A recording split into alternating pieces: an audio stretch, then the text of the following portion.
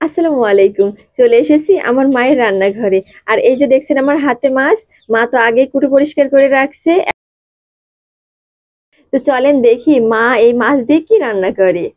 এখন আপনাদের রান্না করে দেখাবো।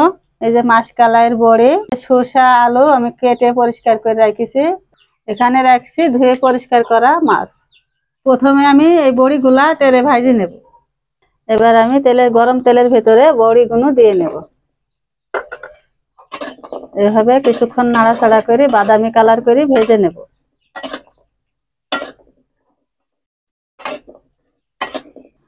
বড়িগুলো আমার এখন ভাজা হয়ে গেছে, আমি এখন উঠিয়ে নেব। এই মাছটা আমি হলুদ, লবণ, মরিচ মাখিয়ে রেখেছি, এখন ভাজি নেব।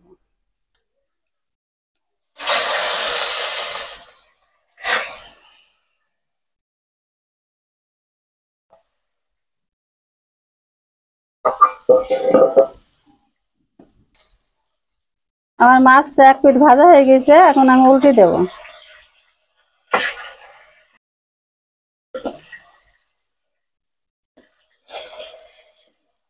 এই পিঠটা হলে হয়ে যাবে। আমি এখন উল্টে নেব।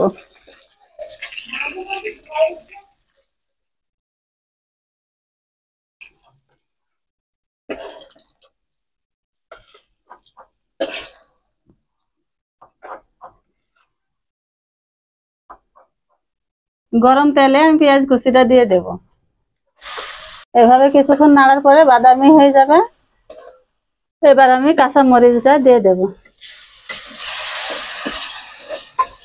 এখন আমি হলুদের গুঁড়াটা দিয়ে দিলাম। আমার কষানো হয়ে গেছে, আমার মশলা কষানো হয়ে গেছে। এবার আমি আলু আর শসাটা দিয়ে দেব।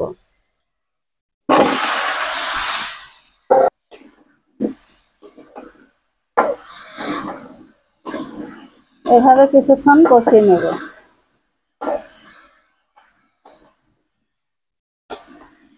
এই যে আমার তরকারিটা কষানো হয়ে গেছে, এখন জলের পানিটা দেব।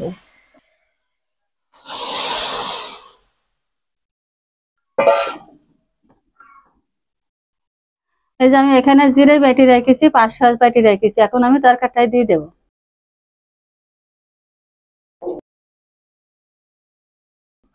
ফোটা তরকারির ভিতরে বড়িগুলো এখন আমি দিয়ে দেবো।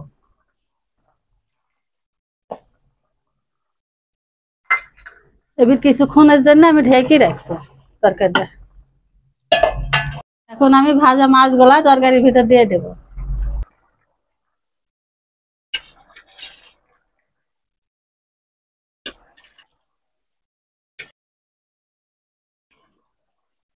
কিছুক্ষণ পরে আমার তরকারিটা হয়ে যাবে।